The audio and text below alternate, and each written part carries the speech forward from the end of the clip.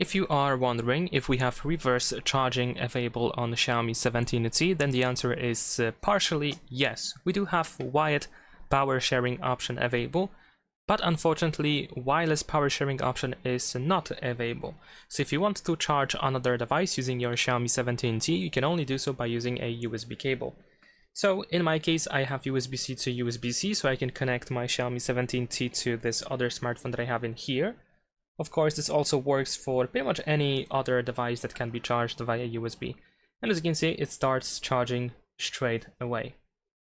However, it is also possible that your Xiaomi 17T is going to be charged instead of charging, especially if you connect it to another smartphone. So to verify that, in order to change that, you can just open notifications and then in here search for charging this device via USB, and then you want to select reverse charging. So make sure that your phone is charging another device.